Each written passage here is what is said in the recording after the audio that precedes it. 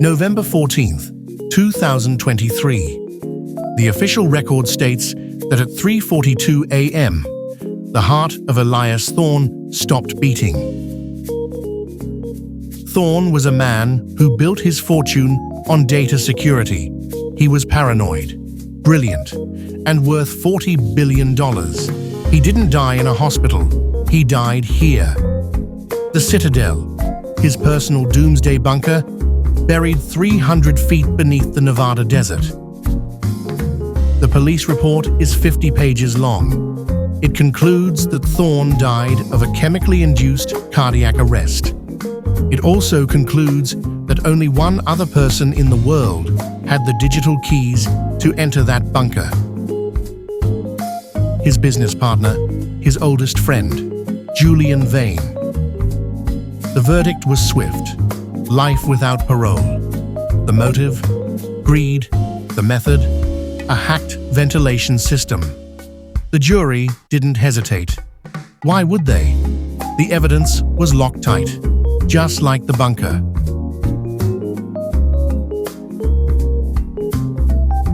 But I've read files that the jury never saw. Documents redacted by 3 separate government agencies. And they suggest that Julian Vane is currently serving a life sentence for murdering a man who is still alive today. Welcome to Beyond the Verdict.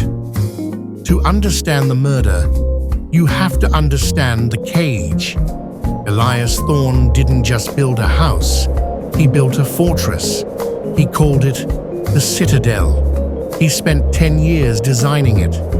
He told his contractors that he was afraid of nuclear war. But looking at the schematics now, he wasn't building it to keep radiation out. He was building it to keep people out. Specifically, process servers, government auditors, and angry investors. The walls were 6 feet of reinforced concrete. The air filtration system was independent of the grid. And the digital security, it was a masterpiece. Thorne wrote the code himself. It used biometric encryption, retinal scans, voice print analysis, heartbeat rhythm detection. If you weren't Elias Thorne, the doors stayed shut. This is why the police focused on Julian Vane, because Vane was the only other person on Earth who had a guest pass keycard. But here is the detail the police missed. Vane's keycard only worked on the outer doors. It didn't work on the inner sanctum where Thorne died. So, how did Vane get in? The prosecution said he was a master hacker, but Julian Vane still types with 2 fingers. The trial of Julian Vane lasted only 3 weeks. The prosecution didn't need drama because they had data, reams of it. They presented Exhibit A, the server logs. According to the state, at 2:55 a.m., a remote login was detected at the Citadel's main gate. The username used J_Vane_admin. The password used? Correct on the first try. The prosecution argued that Vane didn't hack the system. He just walked in the front door using his own keys. They painted Vane as a man drowning in debt, furious at Thorne for refusing to sell the company. They showed emails where Vane wrote, "If you don't fix this, Elias, you're going to kill this company." The prosecutor held that email up to the jury and said, he didn't just want to save the company, he wanted to remove the obstacle. And Vane's alibi?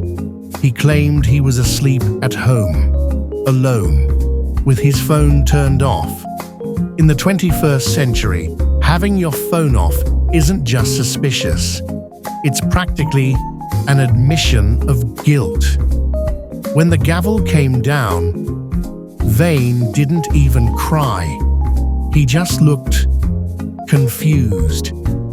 To the jury, the timeline was simple. Enter at 3 a.m., kill at 3:42 a.m., leave. But I found something in the city's municipal archives that the police ignored. The Citadel wasn't just a bunker, it was a power-hungry beast. It drew electricity from the main Nevada grid. I pulled the usage report for that night.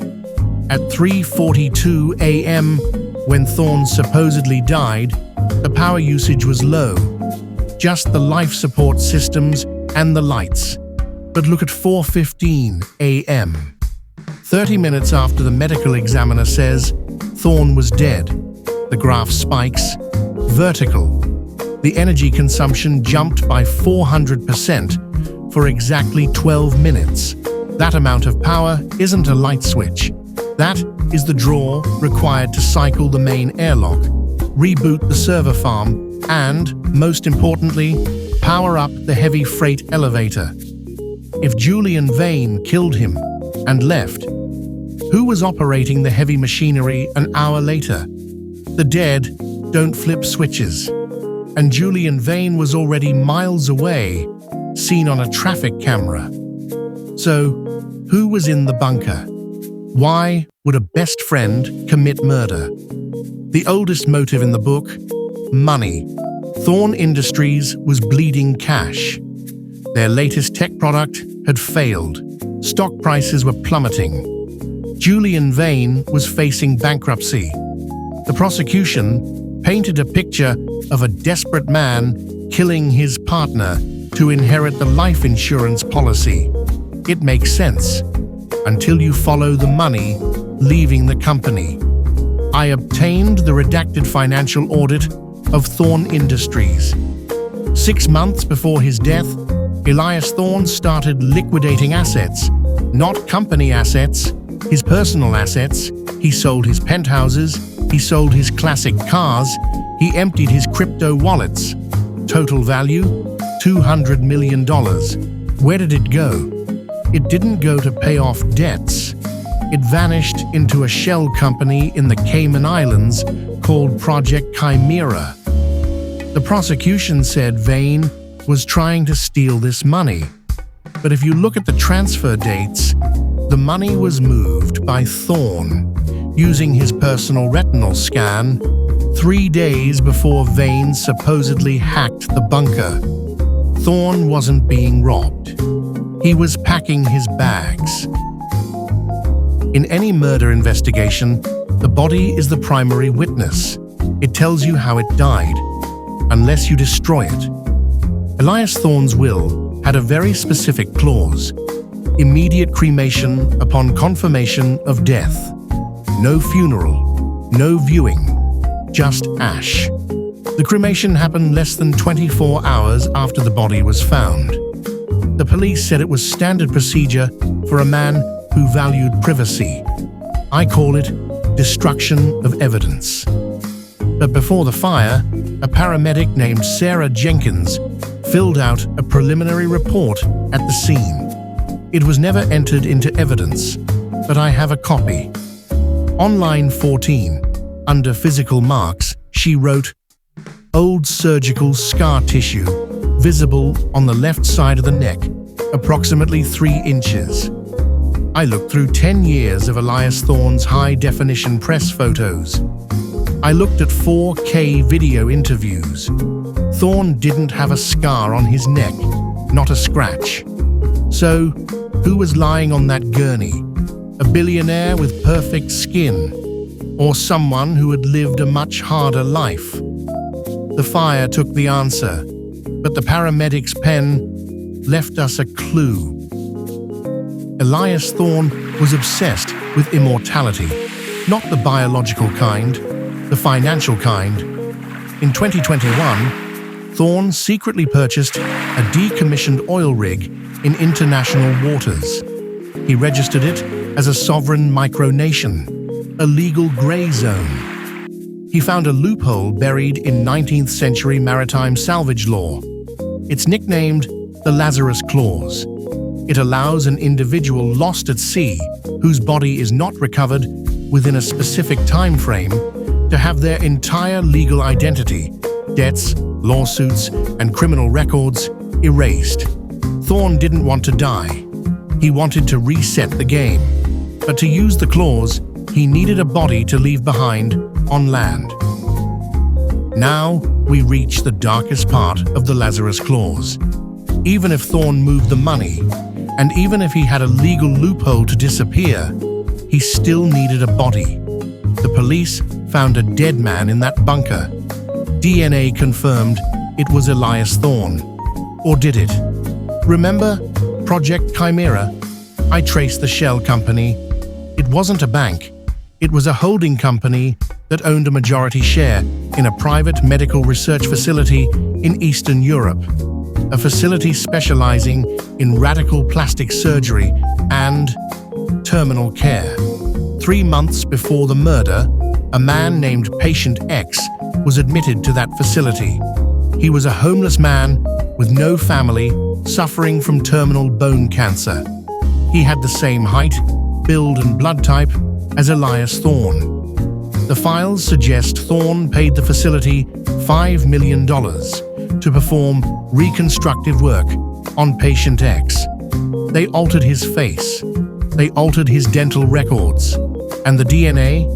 The police only tested the body against the hair found on Thorne's hairbrush in his bathroom. But who planted the hairbrush? Elias Thorne. The man who died in the bunker wasn't a billionaire. He was a dying volunteer who traded his last painful days for a payout to a family he left behind years ago. Thorne didn't get murdered. He just swapped places with a dead man walking. So, what really happened on the night of November 14th? Let's reconstruct the timeline based on the power surge. 3 a.m. Julian Vane enters. He argues with Thorne. He leaves, thinking Thorne is alive and well. But the moment Vane walks out, the trap springs. Thorne isn't alone.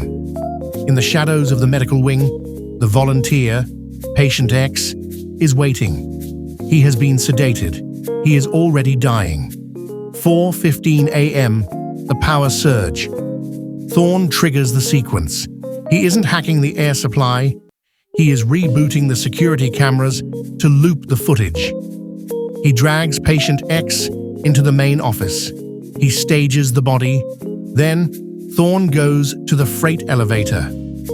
That massive energy spike? That was him lifting a heavy cargo crate to the surface. Inside the crate wasn't server equipment. It was gold bars, hard drives, and Elias Thorne himself. A helicopter, unregistered and flying low to avoid radar, met him at the surface vent. By the time the police arrived to find the body, Elias Thorne was 200 miles away, flying over the Pacific Ocean towards international waters. He watched the news of his own death from the deck of his oil rig. He didn't just escape justice, he escaped his own life. The state of Nevada spent $4 million to convict Julian Vane. They have a death certificate. They have a closed case file. They have everything except the truth. Elias Thorne committed the perfect crime, not because he got away with murder, but because he got away with his own death. He traded his identity for total freedom, and he paid for it with his best friend's life.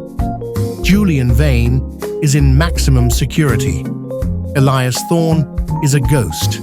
I've laid out the blueprints of the deception. You are the new jury.